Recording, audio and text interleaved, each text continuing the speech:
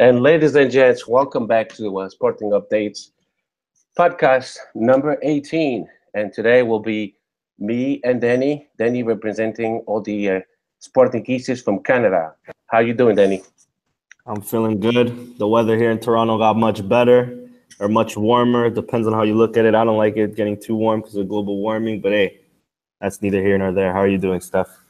Yeah, I'm doing pretty good. So Sam Fonseca couldn't make it today.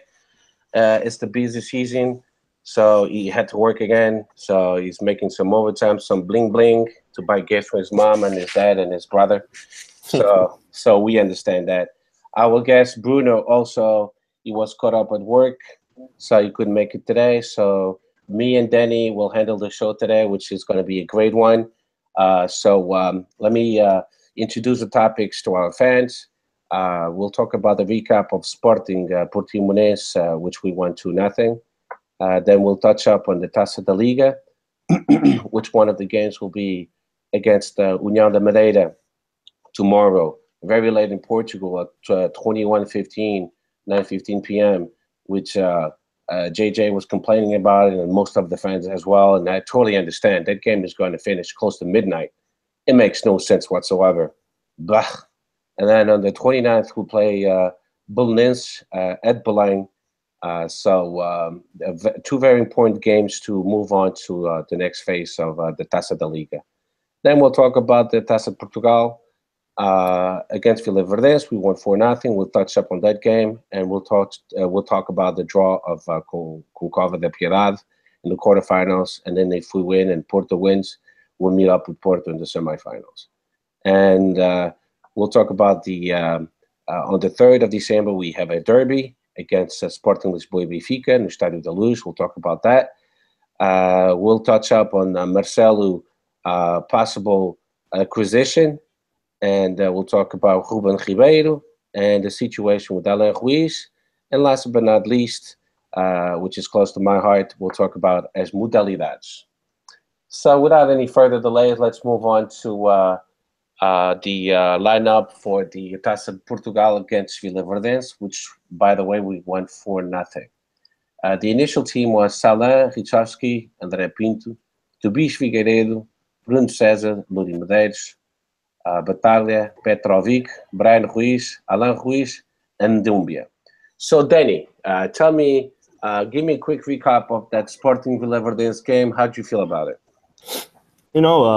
A good game for us to play the players that haven't the rotation players, the players that haven't been in favor.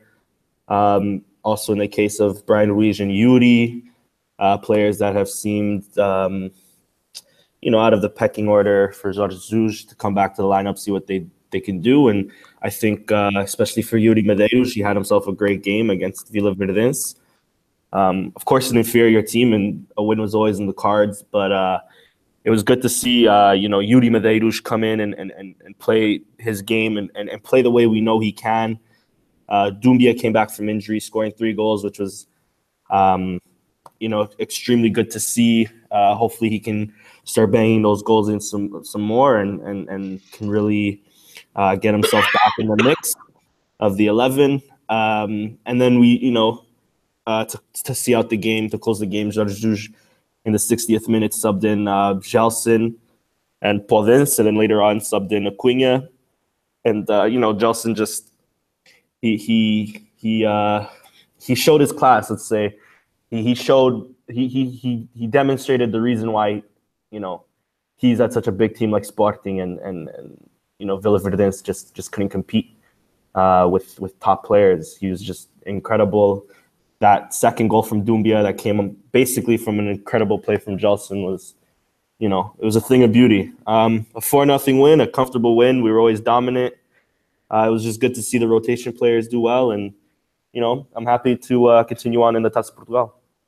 Yeah, I basically feel the same way. I think Dumbia had a great game. I mean, if you have a hat trick, you have a great game. He was actually the man of the match with 57%. And then he scored the minute 45 right before halftime. So he gave us a kind of a peace of mind. The game actually, Vila Verdense in the first half, they were fighting pretty good.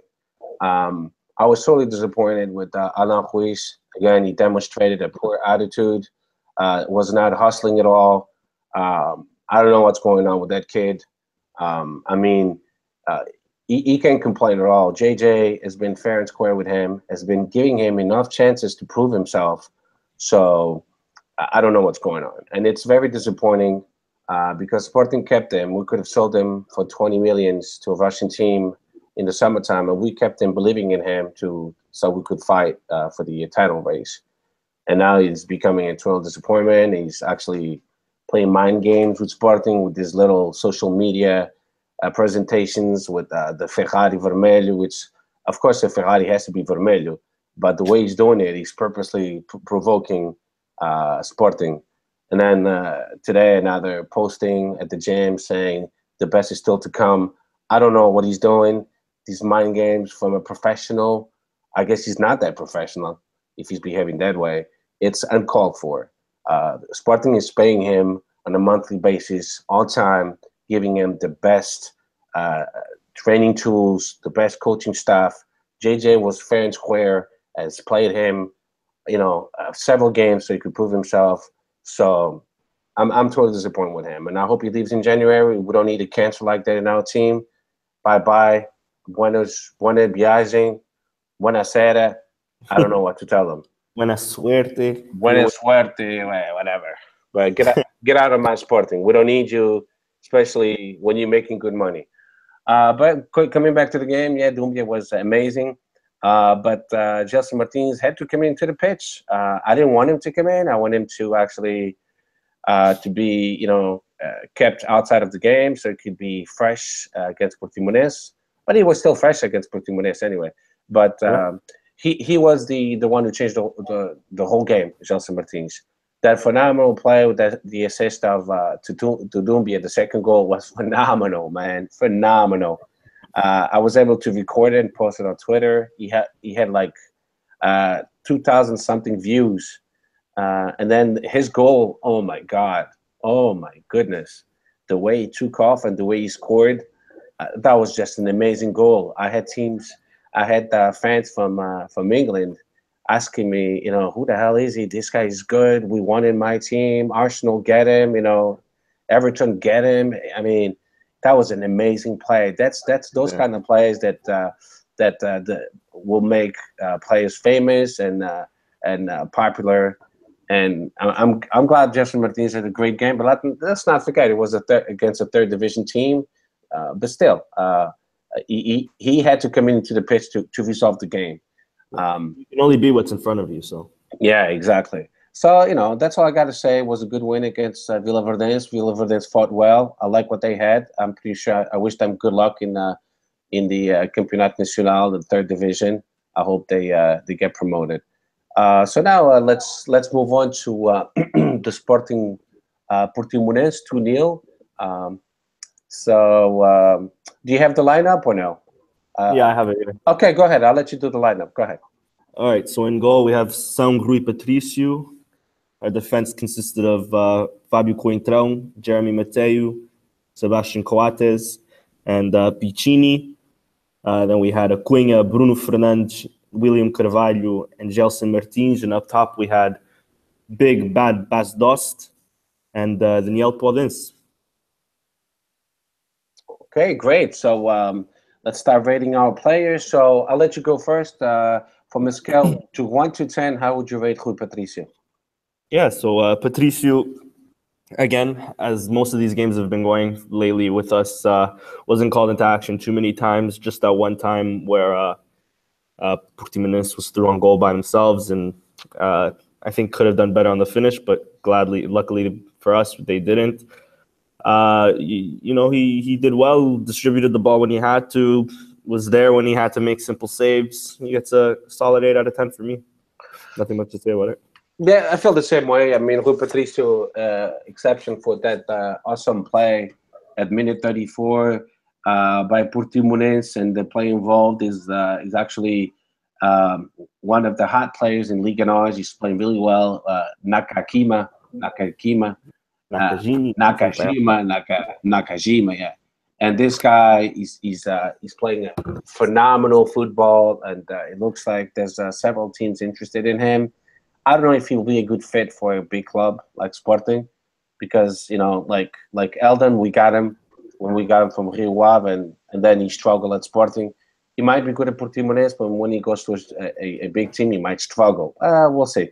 But besides that, I'll give Patricio an 8 as well.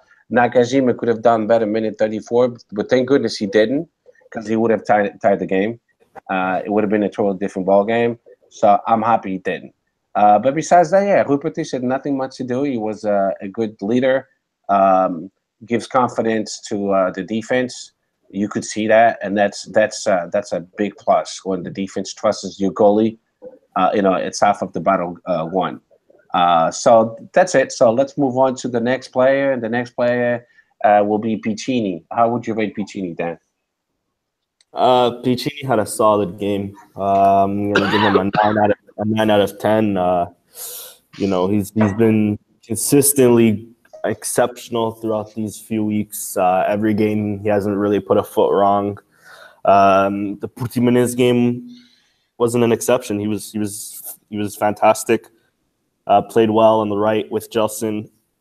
There was a lot of, I know we'll get into it as the players go on, but there was a lot of combination play between Podence and Gelson, and Piccini was always there to make sure that if there was a ball that was lost, he would recover it right away, or to come help them out, both of them at least, so that they always have a second option in that like sort of triangle to pass it to. So, and then of course defensively he was solid, helping out the center backs. Offensively he was amazing, pushing play forward.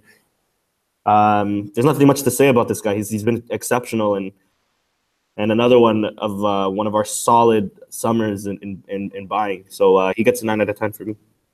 Yeah, you know what? Me too. I'm going to give him 9 out of 10. And like our last guest, Bruno de Brito from Portugal, that Sportingista all the way, he was saying at the beginning when we acquired Cristiano Piccini, he had several injuries, and the Sportingista universe was questioning why we getting this guy. He's always injured, this and that.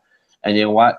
We got to give 2 thumbs up to our medical staff. They've done an amazing job, not only with Piccini, but with Mathieu and Fábio Coentrão. And any player that get hurt, they totally fix them up, and they're good to go within weeks.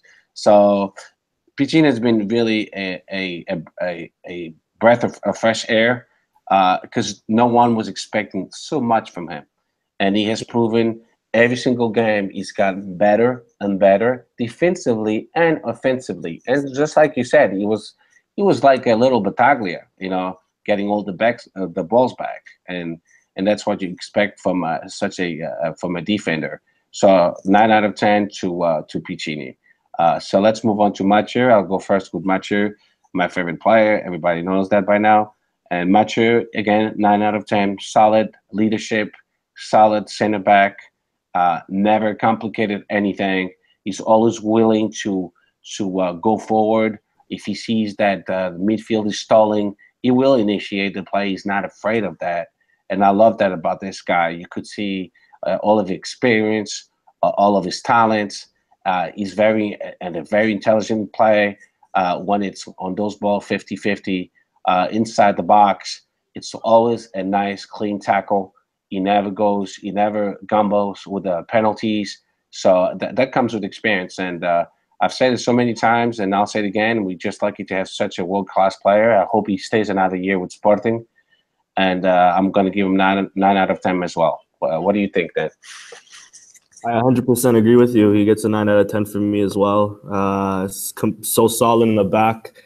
When we needed him to defend, he was there to defend. He's actually really good on the ball as well. So, if you notice, when we start our plays off from the back, he's always the one to get it first, and then maybe either pass to the left back, pass to the center mid, and he's always there. And it's a great trait to have, especially in a center back, to be that comfortable on the ball. He gets a 9 out of 10. He was solid today. He was solid against Portimonense again.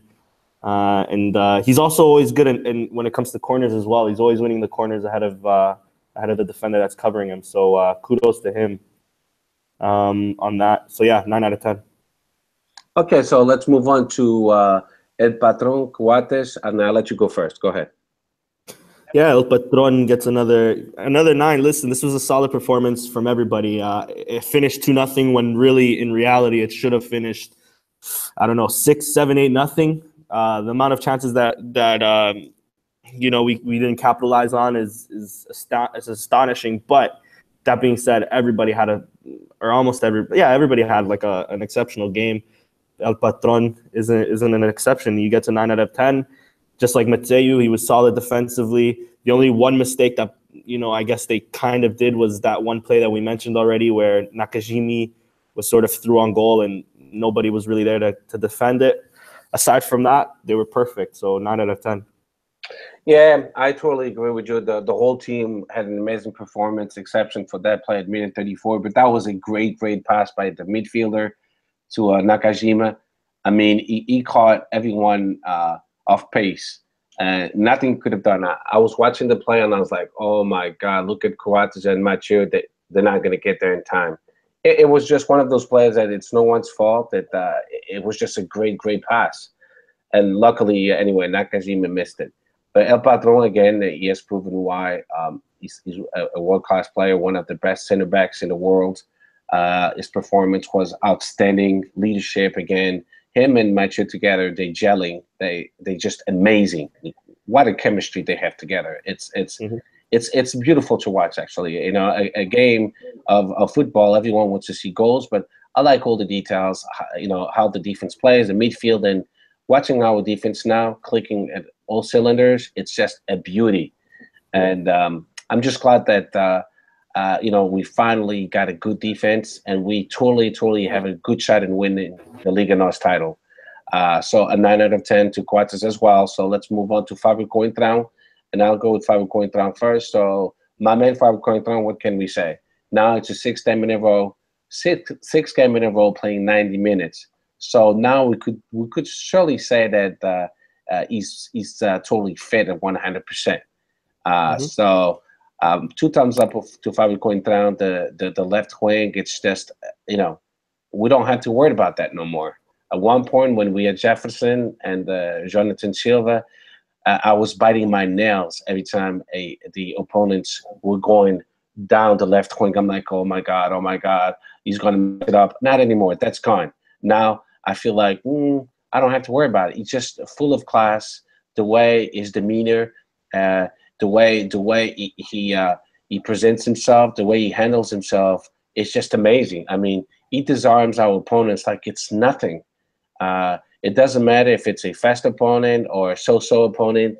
He handles them properly. And Fabio Coentrão, I'm going to give him a 9 out of 10.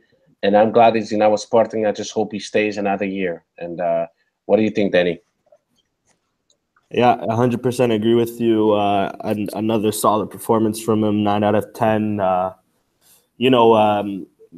Another positive from his consecutive games, and hopefully he can keep this up to the end of the season, is that a World Cup is approaching, and Portugal needs left backs. I don't think Rafael Guerreiro's Francis has to take 2, so Rafael Guerreiro is the only option, and it shows he can put his faith in Fabio Coentrão in such a short tournament. You want players that aren't likely to get injured, and Fabio Coentrão showing that he's back to what he was before. He's back to playing consistent minutes, and he's back to playing at a top level. Even when he would appear every now and again for Real Madrid, it wasn't the same Fabio Coentrão that we've seen before in Portugal. And that we've seen in his early stages in Real Madrid. It was, a different version of him, a very, kind of scared version. Now, he goes into to challenges. He risks it. He does that final pass. He makes those plays with the left wing. He combines with the midfield. He's more aggressive in his playing style again. And it's a lovely sight to see. And we've said this before. We'll say it again. Kudos to our medical staff for pulling off the impossible with Fabio Coentrão. And a solid performance again. So, 9 out of 10. Yeah, I mean, just to piggyback on your thoughts, I think he really has a shot for the Seleção Nacional. I really do. Yeah. I don't think Eliseu from Benfica, and all due respect to Eliseu, because I think, When he was at his peak, he was a great player. Not putting him down at all. Just because he's a Benfica player, I'm not going to talk shit about him. I actually like them. But Elise is going down the hill. Fábio Coentrão is back in form, and Guerreiro is going to be called. Our two left backs for the Seleção, if Fábio Coentrão keeps playing the way he's playing, he's going to be called. It's going to be Fábio Coentrão and Guerreiro. And if Fernando Santos calls somebody else, it's got to be somebody else that's really outstanding and standing out, because I don't see anybody else for the left wing. So now let's move on to Podence, and I'll let you go first with Podence. Podence, honestly, I was debating on making him my man of the match. I won't just yet. I'll tell you who my man of the match is later on. Podence had himself an exceptional game. He was incredible. That pass to Bruno Fernandes, world class. He's showing to a lot of people, that you don't have to be, these big and strong like Cristiano Ronaldo to be an important player in the team. He's little. He's I don't want to say weak, but he's tiny. I feel like fucking Coates and Bas Dost can pick him up with one hand, but he is an animal nonetheless. He was breaking these guys, with Gelson. They were combining so well and just getting by the Portimonense defenders like they weren't even there. I think, from what I've seen, I think that might be his best game that I've ever seen him play. He was absolutely inspired last night, or not last night, the night against Portimonense. I don't know if Gerald's just talking shit to him on Instagram. I know they have a funny little friendship there. But yeah, he gets a 10 out of 10, but he's not my man of the match. But he was exceptional. He didn't put a foot wrong. And in the opening minutes, I just remembered, like in the third or fourth minute, he was through on goal, almost scored. Goalie made an exceptional save. But yeah, no, 10 out of 10. He was phenomenal from the get-go. Well, to me, Podence was the man of the match, without a doubt. I understand why at a certain point he had to come out to stabilize the midfield. We don't need Podence to get hurt. We need him from other games. So with 2-0, being up 2-0, that was the proper conscientious move to do. And then as soon as Batalha came in, the midfield was more stabilized, but he didn't. A perfect game with Gelson Martins. What a beauty to watch, man! Those two together. Oh my goodness, they were breaking ankles left and right. I mean, they're gonna do a lot of damage when you give those two youngsters space. They click together. They really did this game, and I think that's why JJ put him playing together with Gelson Martins because you could see the Portimonense defense couldn't handle that. They were skating. They didn't know what to do with these two players. So I just hope they play this well against the next games, which is the most important one. We have 3 games left. We have União da Madeira, Belenenses for Taça da Liga, and Belenenses. But I hope they really play this well against Benfica and the Estádio da Luz, because they're gonna have space. Typically, the team that plays at home will take the initiative, and then they'll give Podence and Gelson Martins a space to explore. So he was the man of the match for me, and he's just an amazing youngster. And then I gotta call it out. Sporting, what are you guys doing? You better sign him up. He didn't sign up yet. So you have to extend his contract, because this guy, people are watching him, and sooner or later he's going to be sold. But later than sooner, of course. So 10 out of 10, the man of the match for me. So let's move on to William Carvalho, and I'll let you go with William Carvalho first. Yeah, William had finally a solid game again. There was a few games in a row where we haven't been too impressed with him. He hasn't been playing to his highest potential or to his highest ability. But it all seems that he's back now. It seems that he's maybe back to full fitness, or wasn't as fatigued. That game, the rest against Vila-Verdense did him well. He gets an 8 out of 10 for me. He did well in the midfield when he was called upon. He was winning the second balls back. He was pushing play forward. Of course, a few missed passes here and there, but nothing nothing to worry too much about. I mean, a guy in his position, that tends to happen. Yeah, he was solid. He finally had the good game that we were wanting him to have. Hopefully he can push on just like Jelson has when he had that little rough spell of a few bad games, but then, turned it around and started being, exceptional. I'm hoping that the same thing happens with William. Yeah, great player. Gets an 8 out of 10. Okay, so I'm going to give him a 9 out of 10. Playing the number 6 position, it's very ungrateful. It's a lot of work because your main mission is to basically get the balls back. That's your main mission. You have to be like Spider-Man. So yeah, you need to have those webs and control the whole midfield. So it's a different style of play because he's been playing number 8 and Battaglia. Then he plays number 6. But that game he had to play number 6, and then we had Bruno Fernandes playing the position 8, which he's doing better and better, by the way. But we'll talk about Bruno Fernandes in a little while in that position. But that's why I'm going to give him 9 out of 10 because that's the position that everyone tends to overlook because he does all the dirty work. He's like a little bee, always busy, And I think he was amazing, and a 9 out of 10. So let's move on to Bruno Fernandes. I'll go with Bruno Fernandes first. So Bruno Fernandes also gets a 9 out of 10. As a number 8, he's improving up to the point that no one is talking about Andy and Silva anymore. Everyone has forgotten about him. I mean, we still miss him, of course. We always will. But as far as the performance of the team with Adrian Silva and without Adrian Silva, it's basically the same. We're doing great without him, and that's it's a lot to do with Bruno Fernandes. Bruno Fernandes, he's been an amazing young player, playing number 8 or playing number 10 next to Bastos. He's been doing those 2 positions in a phenomenal way, and it's not easy. If I come to you, I'm your coach, and say, hey, Denny, today you're going to play number 8, and last week you played number 10. Now you have to reset your mindset. You have to, prepare yourself because you're playing in a different position, and it requires other movements, other ideas, another vision.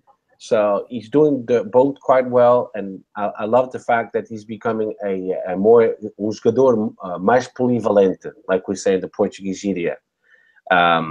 So we're lucky that Sampdoria sold them really cheap to us. God bless Sampdoria. Thank you, Italian. Grazie. Grazie. That was such a great move. But he gets a 9 out of 10. So what do you think, Danny? Yeah, I agree with you 100%. He gets a 9 out of 10 for me as well. He did very well against Portimonense.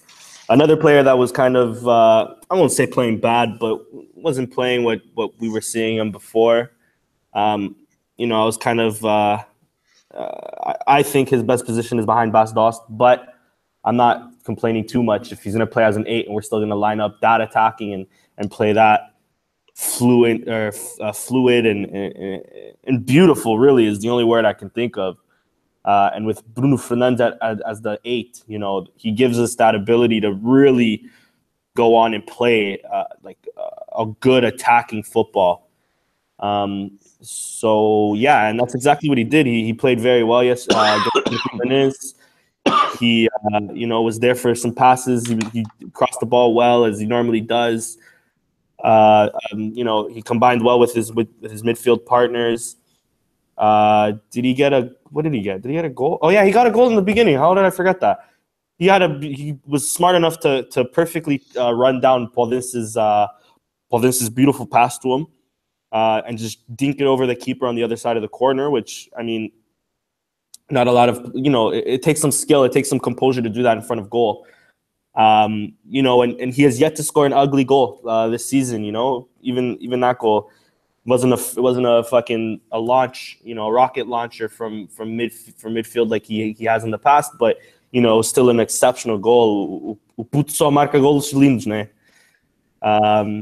Yeah, he gets a 9 out of 10. He was exceptional for me. Yeah. By the way, his goal was a beauty. Yeah. He got it towards the penalty kick mark, and then he just picked the side and he scored the goal. And you know, it just shows his class as a young player. And that's another one that Bruno Fernando Santos will have to pay attention to.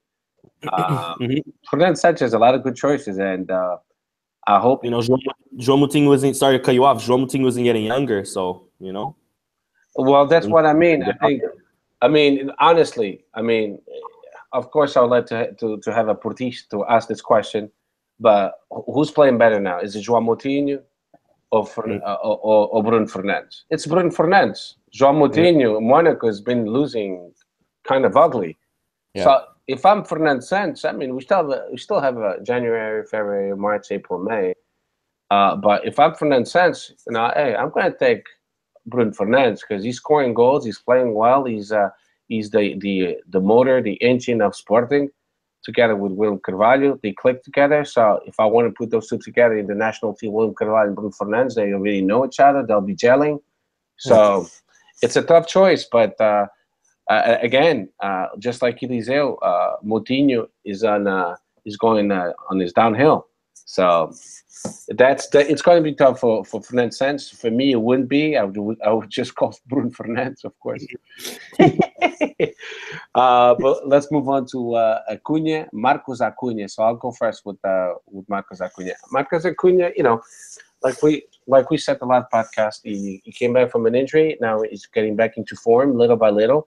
So now we're starting to see the old Marcos Acuna, and the thing I like about him, and I know you said it several times, Hasadil. He never gives up with any play, and that for me, it's gold. If you lose a ball, it's not that big deal for me, but it's a big deal for me. Like, and that's why Alain Ruiz, everybody at this point in time hates him. He doesn't hustle back. He doesn't try to get the ball back. Acuna gets the ball back. He goes back and gets the ball back because he realized, oh shit, I messed up. So let me go help Fábio Coentrão because it's my fault. I lost the ball. And usually 9 out of 10, he gets the ball back. So he gets a 9 out of 10 because he's a hustler.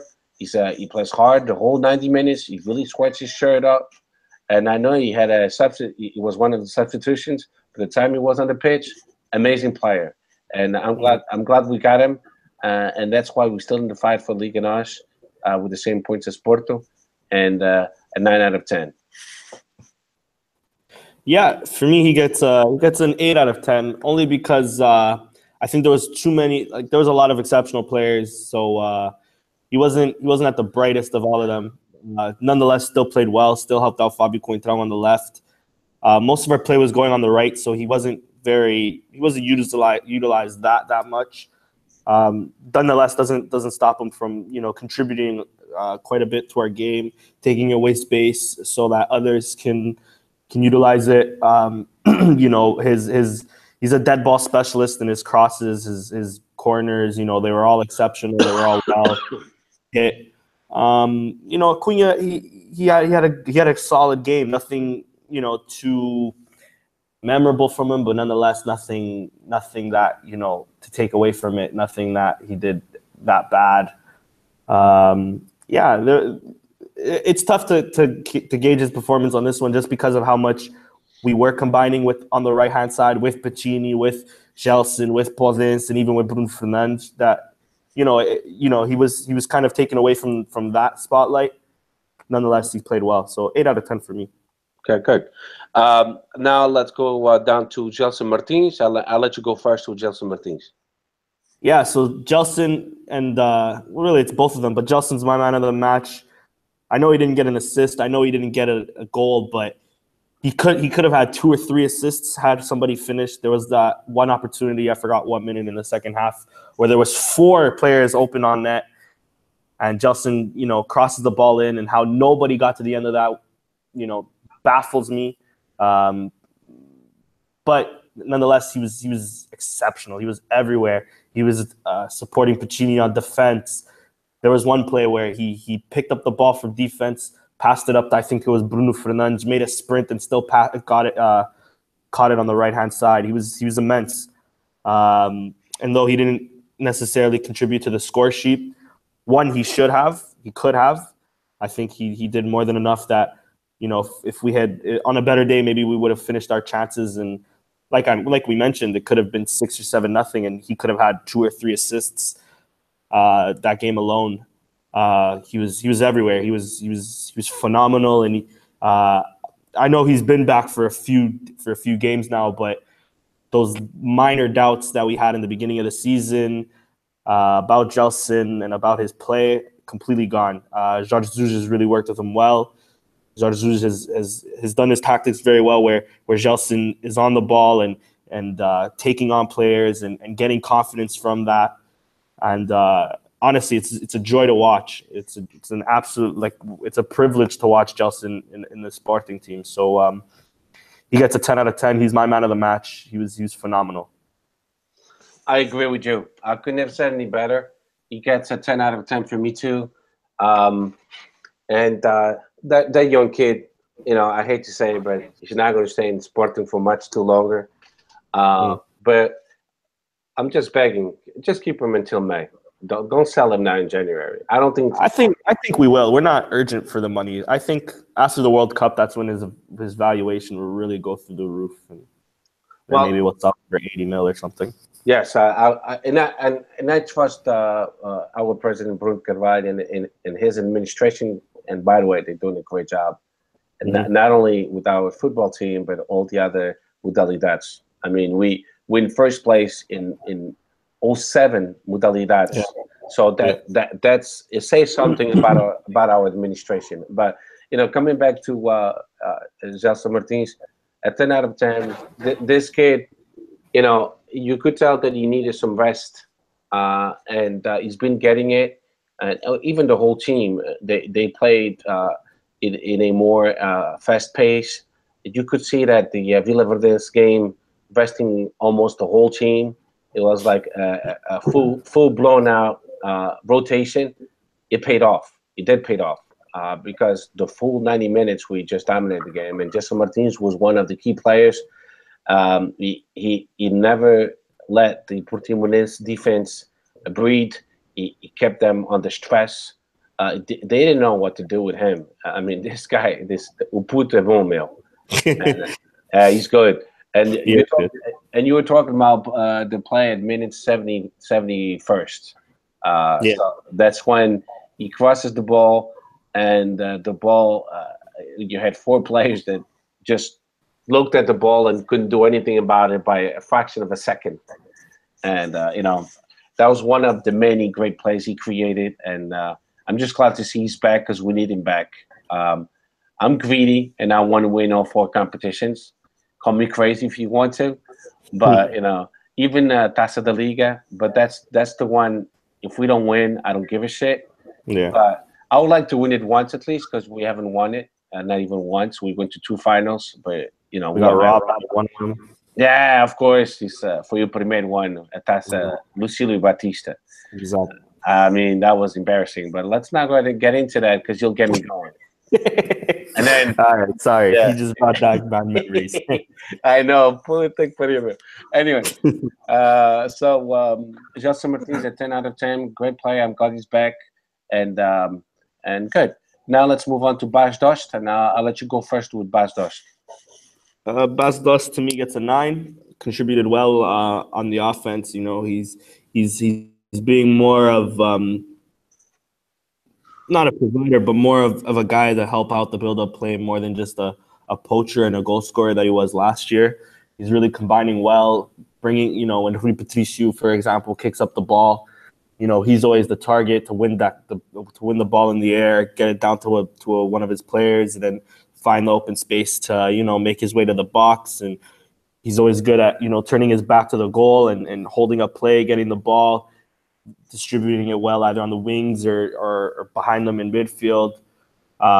He looks like a different animal, but still the same beast.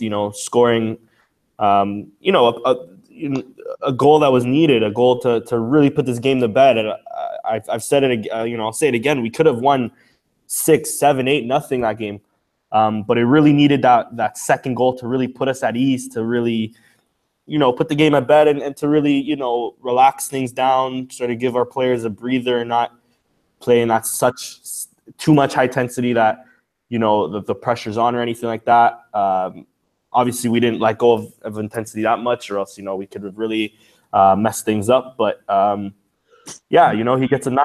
His goal was perfect. He was in the perfect spot, and you know, just dinked the post and it went in. It was a really good goal. It was good on him, and yeah, a 9 out of 10. Yeah, definitely. I totally agree with you, and I'm going to give him the same score, 9 out of 10. He's a true striker. He's always saying "Kill far do golo."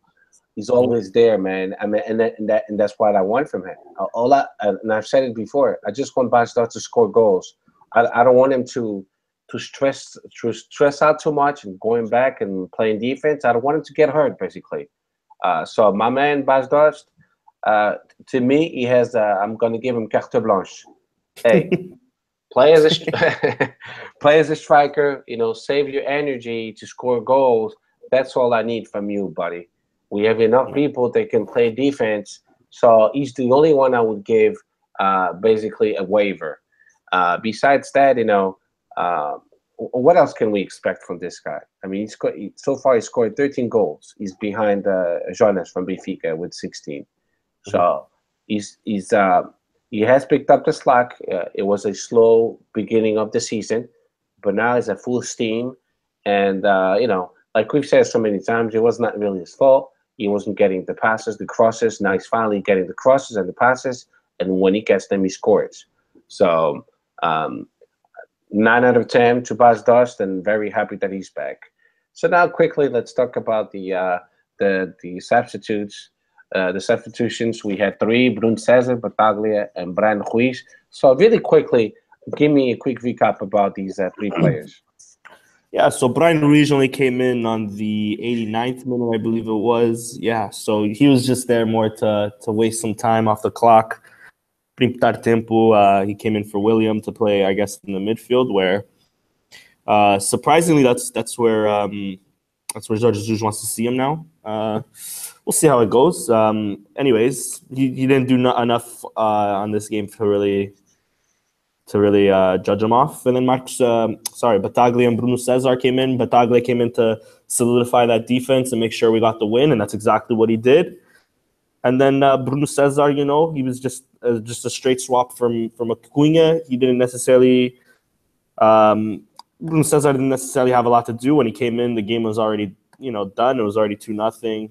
Still a lot of time to go, don't get me wrong, but you know, all Sporting really had to do now was to hold out, and I think that Bruno Cesar is decent at, is really good at, is he's tactically aware. So, you know, he knows how to, though we were still attacking, he knows how to really to help out the defense, to where to be to attack and to link up play and all that. And, you know, he did well enough in the little time that he was out there. So 3 great substitutions on the right time. So credit goes to them, and credit goes also to JJ for making the right call. Yeah. I basically feel the same way. Podence and Bruno Cesar, they came in at minute 66. And then Battaglia came in for Podence, Bruno Cesar for Acuna. And basically, you know, those 2 subs, I understand why JJ did it. I mean, Battaglia for Podence, it was to stabilize the midfield, and Podence, you know, he was kind of exhausted, and there's no need to force such a young player. And then, you know, that's when you get those injuries or muscle fatigues and stuff like that. So he's managing him. And I think that's really responsible of JJ. And then Bruno Cesar, the same thing with Acuna. He just came back off an injury. And I don't know if people remember, he was doing the same thing with Fábio Coentrão. He didn't play him the whole 90 minutes because he was watching for his fitness condition. And that's what's going on with Acuna. He just came back an injury, so, you know, he wants to make sure that he doesn't push him too hard, and then he gets injured again. So Bruno Cesar, basically, he was consistent coming into the pitch, replacing Acuna. and Bataglia as well. He's a great player, but now I could see that Bataglia, a lot of games will be on the bench when Podence plays because he has to drop Bruno Fernandes to the 8th position and then William Carvalho to the 6th position. So I love Bataglia. I think it was one of our best acquisitions. But it's just the way it is. If we want a dynamic duo on top, such as Podence and Gelson Martins, Bataglia will have to sit on the bench. But there's nothing wrong with that because there's games that Podence will be sitting on the bench and Bataglia will start the game. So against like Benfica, I think that's where it's going to be. I think Bataglia is going to start first, and then Podence will be on the bench, and then he might come into the pitch to change the avenue of the game if need be. And then, like you said, Brian Ruiz, it was just he came in at minute 88th. He just came in to burn time. And that's it for the sub. So now I'm going to bring up 3 players. And one of them is Brian Ruiz. So what do you think? Is Brian Ruiz staying? Is he leaving? Are we going to loan him? Are we going to sell him? What's your take on it? Brian Ruiz, I think he had the opportunity to leave in the summer. And since he didn't leave then, I don't think he's leaving now. I think he understands his role at Sporting is going to be more of a rotation player. And maybe he can do something, and I think that's what he wants. I don't think he wants to go to a team where he's going to be playing week in, week out, and then get injured ahead of the World Cup with Costa Rica, which is probably his last World Cup. So now I'm a little confused about Brian Ruiz. At time, like I know his quality. Throughout these 2.5 years, sort of at Sporting, he showed us a lot of good. He also showed us a few bad. Last season, towards the end of last season, he wasn't that great. Maybe his age is catching up to him. I'm not too sure. He has his moments where he really shines. So with Brian Ruiz, I think he's staying. I don't see what logic it has if he didn't want to leave in the summer. He'll leave now in January. But hopefully, if we get a good offer for him, I think if we can use that money to reinforce the number 8 position, all the better, really. Okay, so Brian Ruiz to me, it's a little bit tricky because this is the way it goes. If Sporting is able to sell him, they'll be able to make some money out of him. But if we keep him after January, he's a free agent. He's a free player. He basically can sign for everybody, and we don't make any money whatsoever. So with Sporting, I don't think they want to renew with him whatsoever. Mm-hmm. So me personally, if I'm a manager, if I want to make money out of him, I would sell him because then he could sign for any team he wants after January. So I think we should sell him. I think so. I think so too. But if it all depends also on him, he has to agree to a contract with that other team too. Of course, yes. I mean, he has to be. Of course, we're not going to be able to sell him for $3 million or $4 million. It's going to be peanuts. Yeah. But whatever it is, we can make some money out of him. Why not? He's 32 years old, by the way. So, that's my take on Brian Ruiz. I like him personally. I always thought he was a great professional, a good player. But he's going down the hill too. It sucks. I understand, but it's just the way it is. And is he good enough for a Portuguese league? Yeah, maybe, but not for Sporting or a big club. Maybe for Guimarães or Braga, it would be a good fit. But for a top team in Europe, not anymore. And I hate to say it, but not anymore. That's my humble opinion, of course. So. We don't know with Brian Ruiz. So let's talk about another player, which is Marcelo. What do you think about Marcelo? He might be. I heard on O Jogo Record a bola that Sporting is negotiating with Rio Ave with Conde, and he might be becoming a Sporting player. So is he a good acquisition? Is he not? What do you think? Now, if the reports are true, then we're getting ourselves a solid center back. Rio Ave has been exceptional this season. They've been exceptional for the past few seasons, to be fair to them. This season, they've been really taking it to the next level, and their defense is part of that. Their defense is responsible for that. Marcelo with Leon, and I forget the other left back's name, but whatever. They've been playing well together. They've been doing well, and Marcelo's been a leader in that back line for years now. If we're buying him to be our fourth center back, or to for rotation purposes, I'm more than happy with that. Tobias, I like the kid. He's a Sporting product, but at the end of the day, I don't think he has it in him. I don't think he's good enough to play for us, to be a part of the squad. Especially in the upcoming months where we're still in every competition, where we're going to need to go to Kazakhstan, we're going to need to come back and play Tondela, and then we might have, if all goes well, against Cova Piedade, and if Porto beat Modalidades, we'll have a Clásico in the Taça Portugal in the semifinals, and we'll definitely need that rotation. We need more players and more quality players, and Jorge Jesus has asked for them in his latest press conference. And I think Marcelo is an exceptional buy. If the reports are true, then I have to applaud.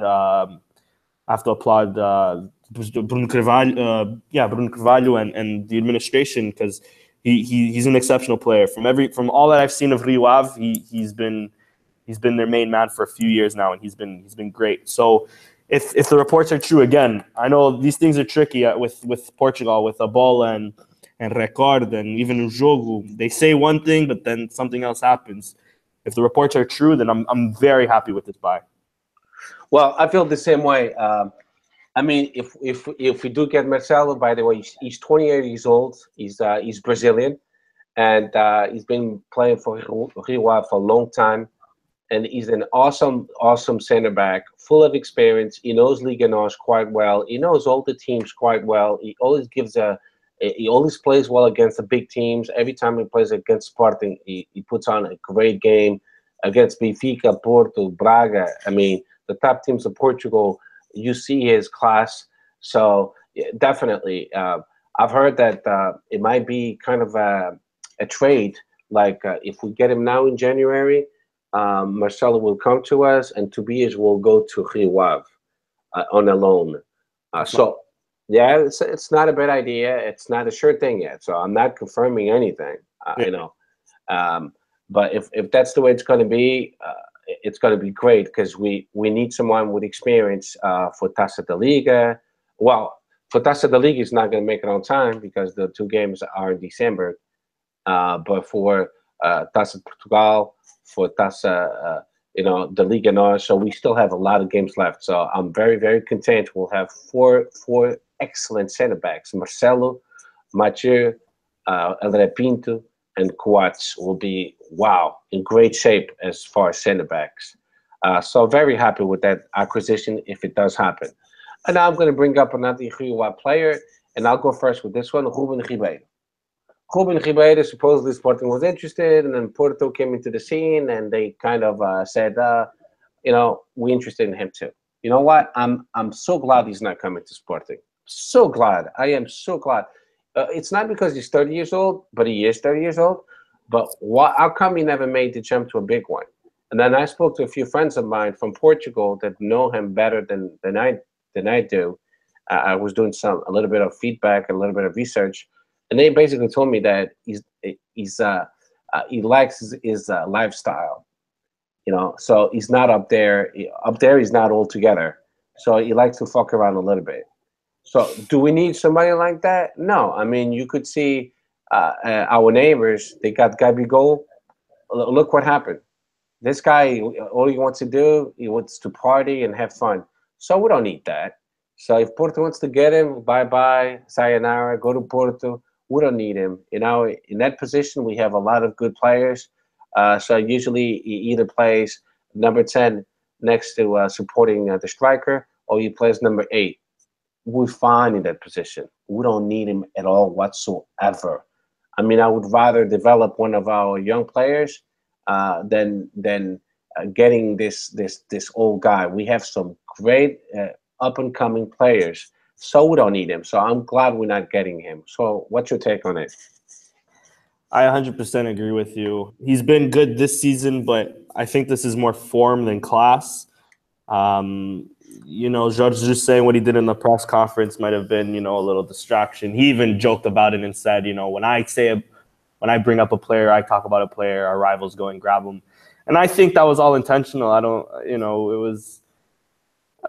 don't think he's a player, one, that we necessarily need. Again, he's been great this season, but he's 30 years old. If he was really that great of a player, he might have showed his quality much earlier in his season. I think he's also coming towards the end of his contract. If he was that great of a player, I think Kriwav would try to, keep him on for a few more seasons, maybe get some more money out of him. Because, clubs like Kriwav and Braga and Guimarães, even though I admire some of these clubs and I think some of these clubs are amazing, the fact of the matter is they don't have the same financial capability to keep players the same way, we do and Benfica do and Porto do. So, so I think if he was that great of a player, I think Kriwav would have handled his situation a lot better. Again, he's in form right now. I'm not too sure. It's like you mentioned about Nakajimi. He's one of those players that would fit well in a big club. So I'm happy that he's not coming to Sporting if it's true. And if he's going to Porto, good luck to him. But I think Porto have another Hernani and one of those players on their hand if they do get him. So I'm not too bothered by it. Yeah, you know what? You're totally correct, because I spoke to a good friend of mine, Portista Bruno Ferreira. He's he does podcasts with Three Tugas and sometimes with Tiki Taka, and he said Porto doesn't need him. I don't even know why Porto wants him. Yeah. So Portistas fans, they're totally puzzled. Why is Sporting interested in this? And it's simple. É só para estragar o negócio ao Sporting. That's why. But I think it was a scheme by Sporting. Hey, let's say we're interested in this guy, but we're actually interested in that guy. Yeah. And then, hey, Porto fell for the trap. Hey, let's get Bruno Ribeiro, só para estragar o negócio ao Sporting. Hey, we didn't want him, really. We just wanted Marcelo. So it kind of paid off. So now, last but not least, let's talk about the situation about Alain Ruiz. What's going on, man? What's going on with this guy? Tell me. He didn't make training the last two training sessions before Portimonense for disciplinary reasons. Something about the way he acted when he came off against Villaverdense, which he 100% deserved to be taken off. You're playing against a third division team and you're doing nothing, buddy. I don't know, man. What seemed like a kid with so much potential has just gone off the rails. I know the whole thing with the red Ferrari or whatever. I'm not too sure that's that big of a deal because it's red. It's more about, the publication of it. It's more about him trying to showboat, at this time while he's being disciplined. You know what I mean? We pay him the fact that he has a Ferrari and he's been playing the way he has for the most part in his Sporting career. It's just, it's sad to see. It's disgraceful. Some people want to call him the worst flop in Portugal. I disagree. I think there's a ton more, especially from our neighbors, but we won't talk about that. Alain Ruiz, either get your shit together or get your bags packed. I'm hoping, and I think his bags are already packed. I think he's off to somewhere else, which is a shame because I think we could have sold him. What was it, for like 15 mil in the summer or something? You said like that. 20 million. 20. Yeah, I heard that rumor too. If that was the case, then it's a shame we could have got 20 million from a player like that. I don't doubt that he has quality.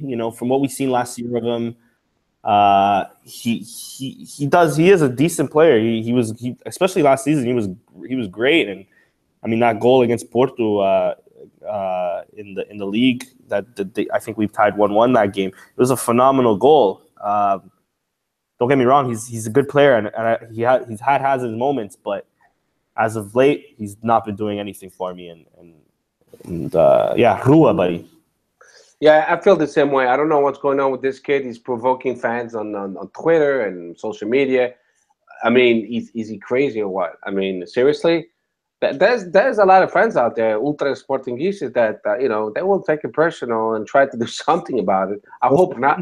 I mean, I hope not, of course, But I mean, as a professional player, you're already in the spotlight. So why would you put yourself in a yourself and your family at risk because you're provoking people now. He's just provoking people. It's really uncalled for. It's really immature. It's really childish of him. You know, of course, un Ferrari é vermelho. Everybody knows that. I mean, if I would buy a Ferrari, I don't have the money for that. It would have to be a red Ferrari. Eu nunca vi Ferrari de outra cor. Olha, caralho. Yeah. I mean, seriously. But it's the way he went about it. It's not because it's red. It's because he's posting it purposely after he was called disciplina, indisciplina, investigação de disciplina. And you know what? There's rules in sporting. There's rules in the big clubs. You have to behave. You have to adhere by a ethic, code of conduct, and behavior. You know, you can just say and do whatever you want. You know, you can't. You play in a big club. Me personally, I think he's upset because he wasn't sold back in the summertime. Sporting would have made 20 million, and he would have gotten a better salary. That's why I think he's upset, and he's forcing it his way out.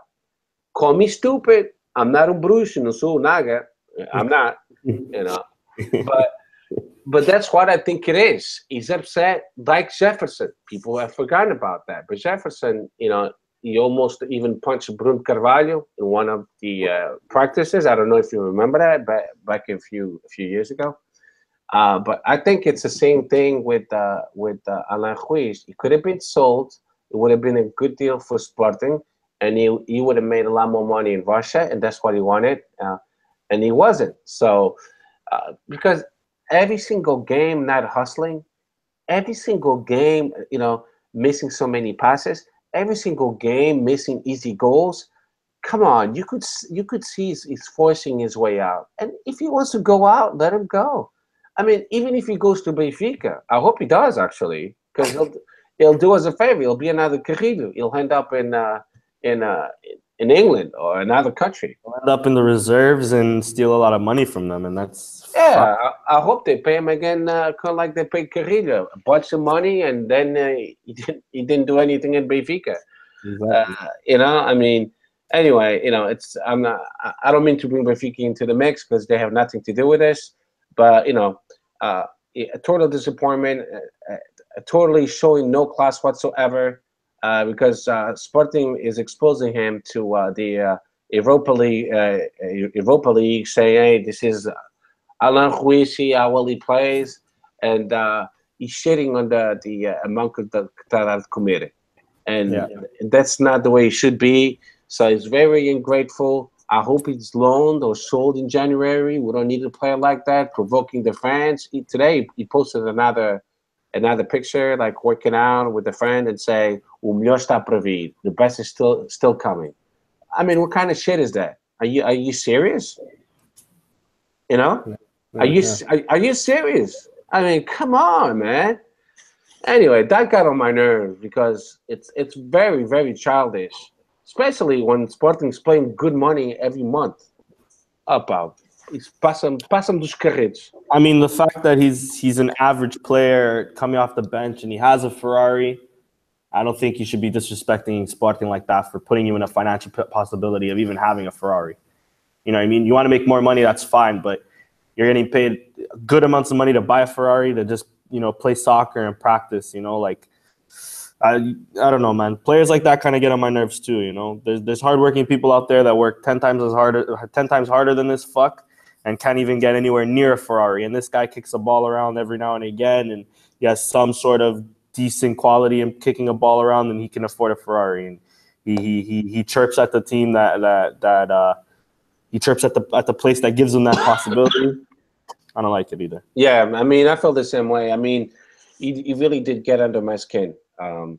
Actually, I don't want to talk about him no more. I just hope he's gone in January and just ship him away, revoke his visa. Epá, façam alguma coisa. Já chega.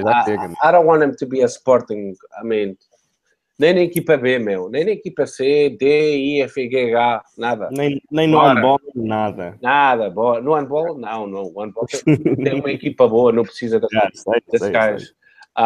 So let's move on to Taça de Portugal. So Taça de Portugal, the draw was again a pretty good draw. We got Cova da Piedade. How do you feel about that? I feel good. I feel confident. Another team where we can potentially rotate. Let me see where they're at in the second league, actually. Give me a second. They are in... They're in 12th. 3 points behind Sporting B. So, I feel good about it. I feel it's another team like Vila Verdense where we can give our main boys a rest, where we can rotate our boys around, where, the players that don't play as much can play and can get some rhythm behind it. Players like Yuri can show their quality again. Players like Doumbia can hopefully, if he's lacking quality or confidence at the time, he can bag in a few goals and get that confidence back. I'm confident ahead of this game. Like we said earlier or last time with Bruno against Vila Verdense, you have to respect a team like Covia Piedade. They're not going to be easy by any stretch of the imagination. They are still a second division side, though, and they are a side where we should be brushing away. I'm confident in the win. And then, going into the other round, if Porto do end up beating Moreirense, I'm looking forward to the game. It's always a good game between Sporting and Porto. Porto are in exceptional form now. We'll see how they get then. I rate Sergio Conceição. I have all year. I even before going to Porto, when he was doing things in Nantes, even when he was in Guimarães and when he was in Braga, I said this guy's a good coach.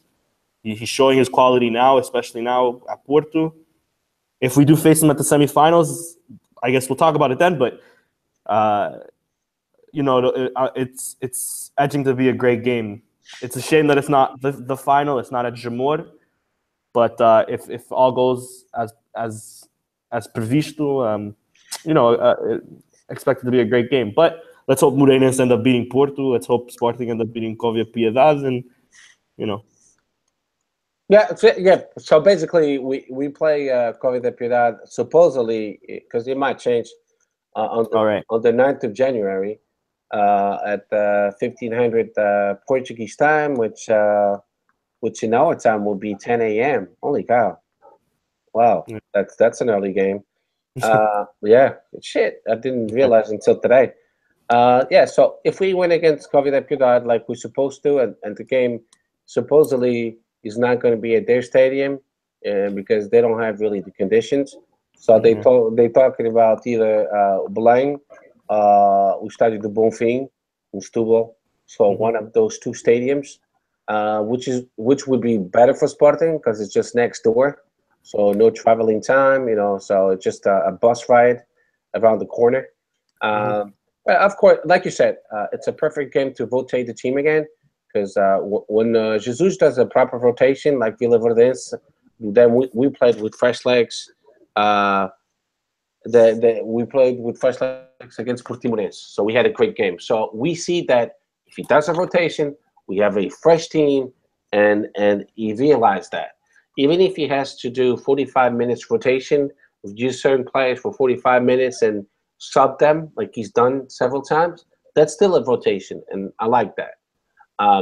So if we do win against Covia Piedade, and if Porto against Moreirense, which I hope not, I hope Moreirense wins, of course. But if Porto wins, then we have two more clássicos, which is great for any fan. I mean, we still have to go to Dragão for the regular Liga NOS game, and then we'll have the semifinals. It's 2 games, by the way. I don't know if you knew that. Yeah. So we'll have the first game will be at Porto for Taça Portugal, and the second game will be at Alvalade. So I know everyone is excited about that. Me personally, I hope Moreirense wins. That's all, So and that's it for Taça de Portugal. So let's talk about Taça da Liga. Tomorrow we have a game against União da Madeira. Now, if you're the coach of Sporting, which team would you line up? Tell me your team. So one day when I am the coach of Sporting, my team, so I'll have Salin in net. I'll have Bruno Cesar at left back, André Pinto, Tobias at center back, and then Christovski at right back. My midfield will be Pelinha. Is he injured? I'm not too sure. He hasn't played a lot. I don't think. I don't think he's injured. No, I don't think he's injured. No, I don't think. Yeah. So I'll play Pilinha and I'll play Pilinha and Christovsky in the middle.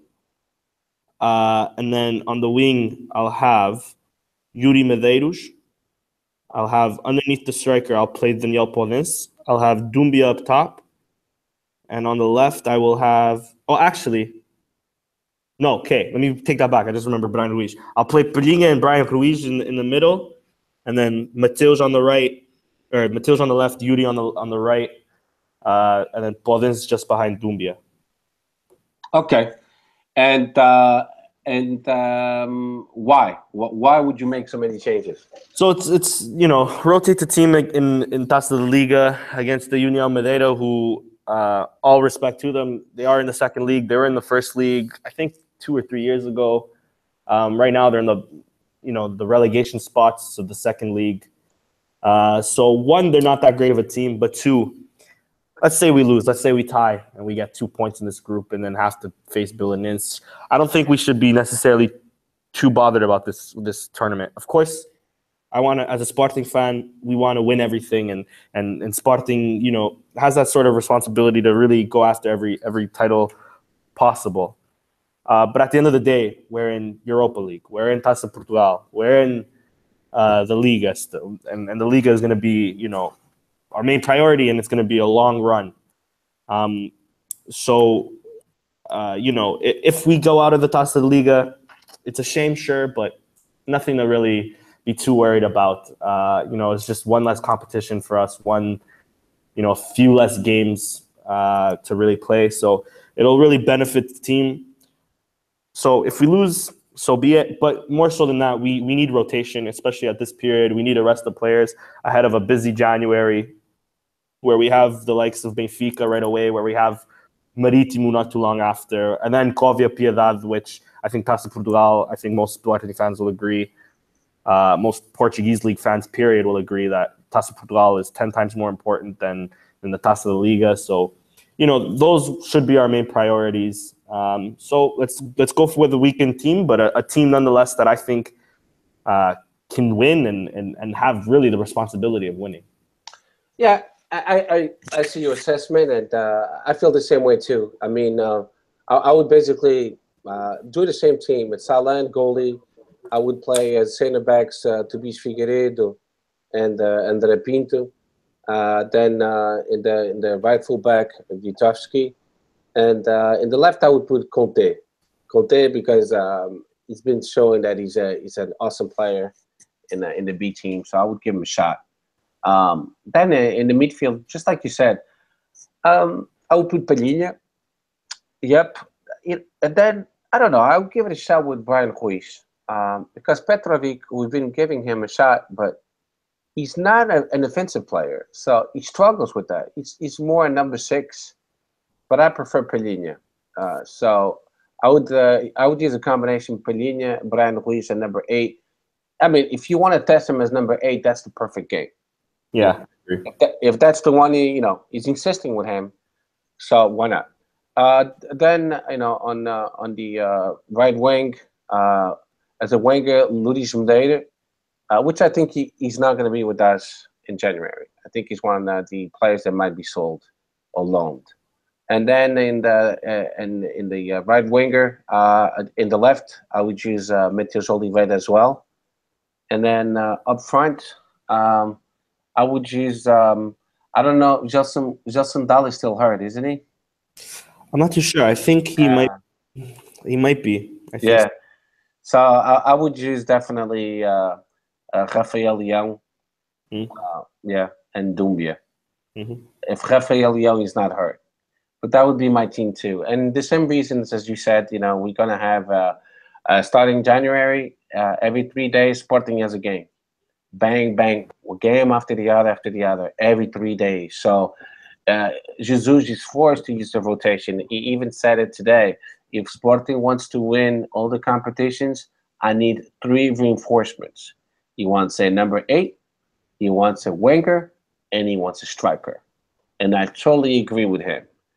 We got a center back. If we did get Marcelo, which was a good move too. But I believe, yes, we do need a number 8 because Bruno Fernandes is not going to last forever, or William Carvalho. We need a striker, and we do need a winger. So with that said, let's move on to the next game, which this one is a little bit tricky. It'll be, and I'll give you the dates, it'll be on the 29th of January against Belenenses at Belém. And then 4 days later, we go to Estádio da Luz. So now, how would you set up your team? Honestly, I'd set up my team more or less the same. Maybe a few changes here or there. If players are fatigued, swap them out with a B player.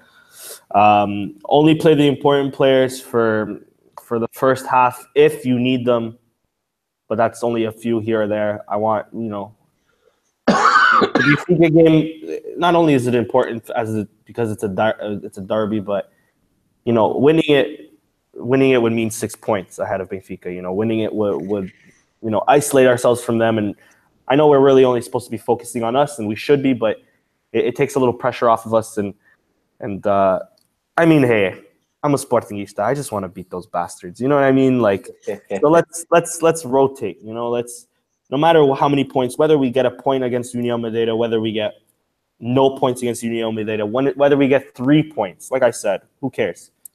Taça Liga, it'd be nice to win it, sure. It'd be good to continue on to the competition, 100%. To say we're in all competitions, 100%, it'd be great. But let's not kid ourselves. Let's not spread ourselves thin. Let's if we're out, we're out. Who cares? So against Belenenses, I'd rotate the side as well, and they have a good side. I don't know if they'll take it serious or not. I doubt it. But if they take it serious, then I think even our squad players, our bench players, can do a job against them, and we can either win, we can tie. I think we have the quality in our bench this year that we shouldn't be too worried about it. Yeah, I feel the same way, and the only thing that concerns the Sportingistas, I've seen a few comments on Twitter, is that our players, for not playing for such a long time, do you think it will affect the rhythm for the Benfica game? You know what I mean? Like, if I hear you, yeah. Yeah, and that's one of the concerns. So I think the quick fix for that would be either to have some good scrimmage games before between. That's why there's 24 players, so there's 2 teams that they can play once against each other. It's not the same, of course, or play certain players just for 45 minutes instead of using them for the whole full 90. Have some key players so they don't lose the rhythm for 45 minutes. But either way, I would prefer them to be saved for Derby the Luz. I think these players, they're not going to lose the rhythm just because they're not going to play for a couple of weeks. They still practice every day. They still have mini games among themselves. So I think the rhythm will still be there. But if somebody's fully fit and they still want to play, and JJ says, can you handle this? Do you think it'll affect you against Benfica? These games, they're basically close to home. They're not away, so there's no concerns about the trips. If it's far away, they're not going to be desgastados, like we say in Portuguese. So I still think a couple of them, I think they still should play against Belenenses. But like you said, if we out of this competition, I don't really care either. For me, Taça Portugal is much more important. I would love to win the Liga Europa. That would be awesome to have a second international title. And but the number one target is in May, Liga NOS, where everybody wants to go to downtown Lisboa and celebrate that title. So we shall see. But the main focus is Liga NOS. So if we have to rotate the whole team for Belenenses, be it, I don't care either. I'm on board with you, Danny. Yeah. Okay, so now it brings up to we have two more topics. We're going to touch up on the Benfica Sporting game, which will be on the 3rd of December. It's a Wednesday. It's kind of odd, but that's just the way it is because there's many more games. So for that game, what do you predict? What do you foresee? I see a game a little similar to the Porto Benfica game. I hope that's correct.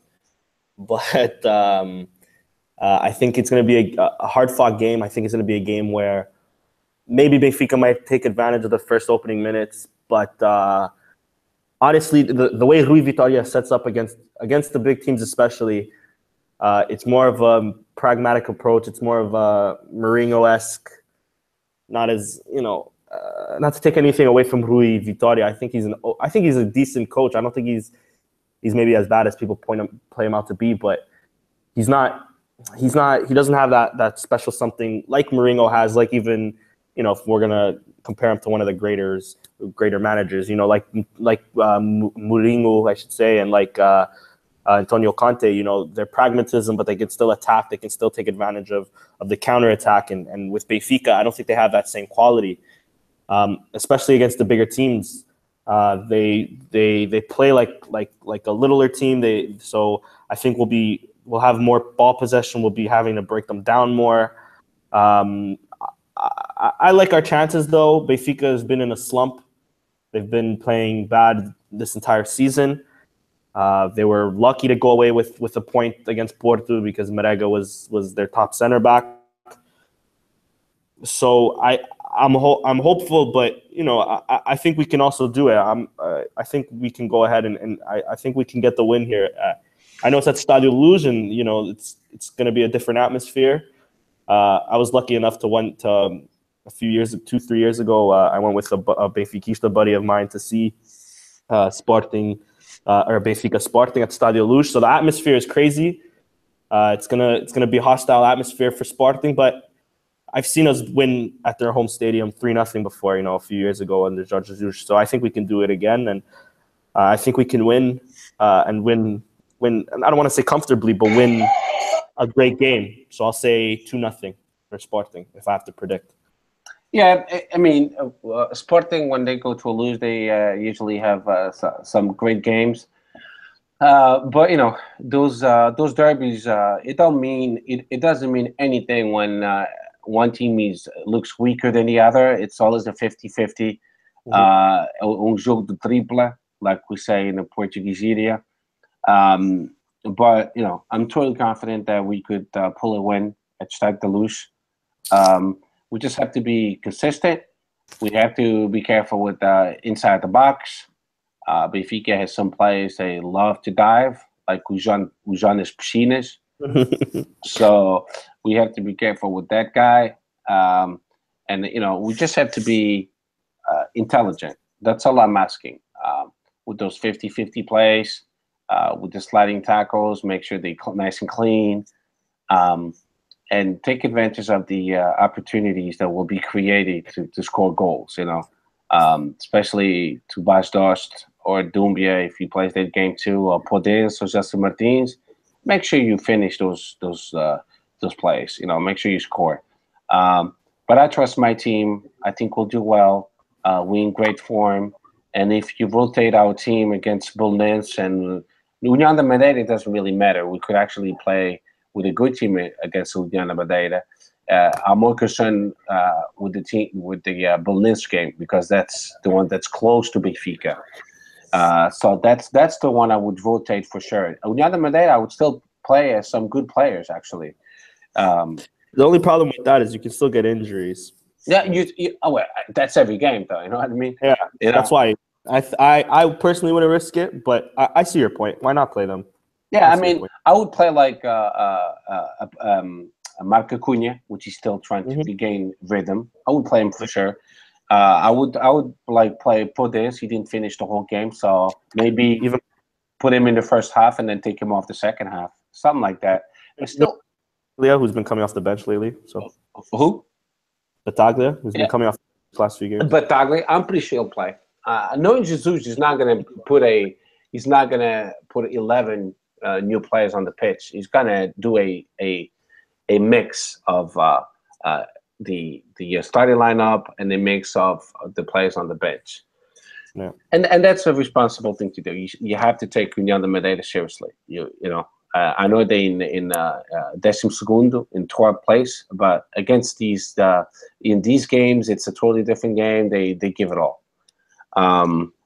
Yeah, and that's I hope a 2-0 or 2-1 win against Benfica no Estádio da Luz. That would make my day. And that's it. That's it for that game.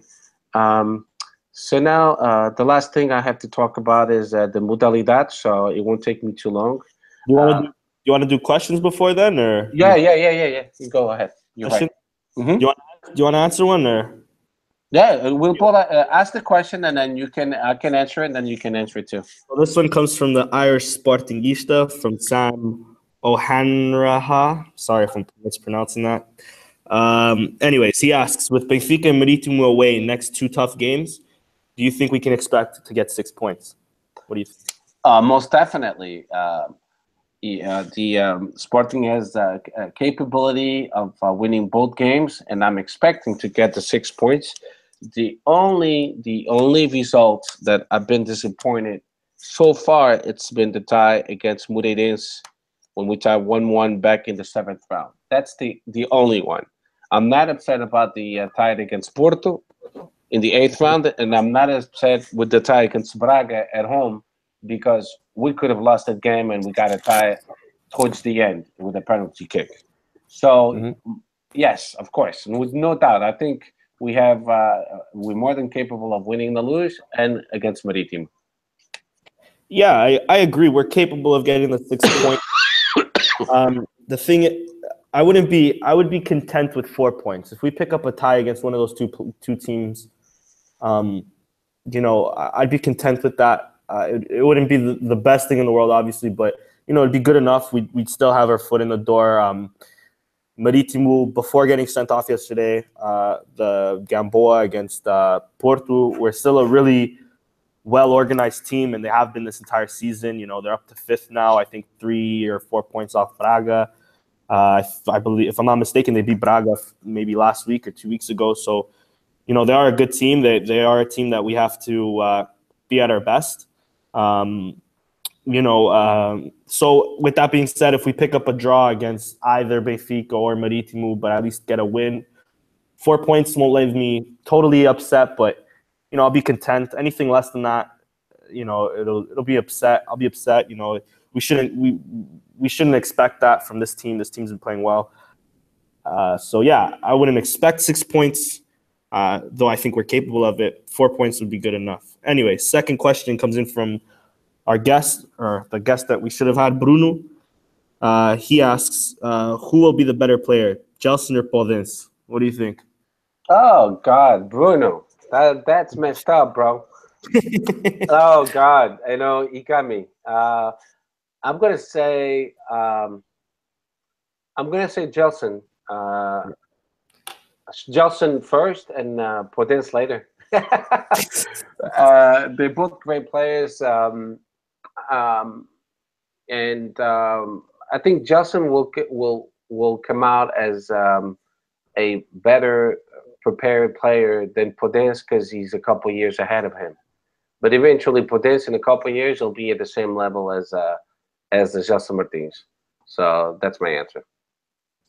Yeah, I 100% agree with you. I think Gelson will be better. His overall game is a lot better. He contributes offensively and defensively, whereas Podence is just on the offense. But even still, on the offensive game, I prefer Gelson over Podence. But Podence is an incredible little guy, incredible little player. So I'm happy with the both of them anyways. And that's it. That's all the questions. Okay, so before you finish the podcast, let me go over the modalidades. On the 13th of December, our handball team, we played away in Braga against ABC. We won 33-25, and we still in first place. That was a good win. For those who don't follow handball, the top 4 teams in Portugal are Sporting, Benfica, Porto, and ABC. So that was a good win. In Hockey in Patins, we went again to Braga, and we won 6-2, and we are in first place. The 15th of December, our U19 team, we won against Sport Lisboa Benfica in the 15th round of the second phase. We won 2-1. Goals scored by Miguel Luis and Elvis Balde for Sporting and Un Santos for Benfica. We in second place, 1 point from Benfica, but it's not a big deal because this is just the division in the south. not the final competition, which will be later on. Then we have on the 16th of December, Sporting B won against Varzim, goal by one of our stars, rising stars, Rafael Barbosa, minute 81st. What a goal! If you haven't seen the goal, go onto the internet. What a goal! Amazing. This kid is really good, so he's up and coming. On the 16th of December, still, our table tennis team, they won 4-0 against Sporting Lisboa Benfica, and we in first place with all victories. Our game patins, the 9th round, we won 7-2 against OK Barcelos, and we're still in first place. Futsal ladies, we lost pretty badly against Benfica in the Estadio, no Pavilhão da Luz. They just have a better team than we do. That we lost 4-0. The 17th of December in judo in St. Petersburg, Jorge Fonseca finished in 5th place. U17 juveniles, we won against Cavanense, which is a good team, 3-0, and now we're in first place of the second phase of the tournament of that division. U15, we lost away in Seixal against Benfica 2-0, and we're in second place, which is not a big deal. There's 3 divisions, and the first top 2 will move on to the championship phase. So we're still in good shape. Our ladies, they basically spanked A dos Francos 5-0. Goals by Ana Capeta, Ana Borges with a hat-trick, and Tatiana Pinto with the final goal. And our U.S. player, Carlin Baldwin, she had a great game, very consistent game. The 17th of December, futsal, Sporting won 3-0 contra Fundão. The pavilion was totally packed. We had 2,678 fans. Wow, that's amazing. The first goal was scored by an own goal by Fundão, second goal by Fortino, and the third goal by Merlin. Our futsal team, so far, they played 15 games in the Liga Sport Zone, and they've won 15 games. All competitions combined, we have a total of 61 victories. 61. That's something. In the handball, Taça de Portugal, we won against Alto Moinho 41-18. We crushed them. That's a lower division team. So we moved on to the next phase. Then again, so now up and coming on Wednesday, we have in handball Sporting Madeira Sade, which will be played on Sporting TV at 1800 Portuguese time. Table tennis, Sporting for the last round of the Champions League, and they're already qualified for the oitavos finais. Who play against Fecal at 1900. The draw for the Taça de Portugal for the handball team will be against Santo Tirso, the 27th of January. Our goalball team, they won, and they're still in first place. And basically, that's all I have. This will be the last podcast of 2017. Our next podcast should be on the 4th of January after the game against Sporting Lisboa Benfica, which is going to end in Portugal around 11:15, 11:30 at night. So it's kind of late to do a podcast at that time, so we'll do it on Thursday. So I would like, on behalf of Sporting Updates podcast, I'd like to wish everybody a Merry Christmas, a Happy New Year, and I'll give it back to you, Danny. Yeah, the same sentiments, it's been an honor and a privilege to be here, and Merry Christmas, everybody. Viva Sport. Okay, guys, so that's it, and talk to you guys next time. Outra vez, Bom Natal, viva o Sporting, é o maior, que ganha amanhã, que ganha contra o Benfica. Viva o nosso Sporting, é o maior de sempre. O resto é conversa fiada. Later, my people. Bye.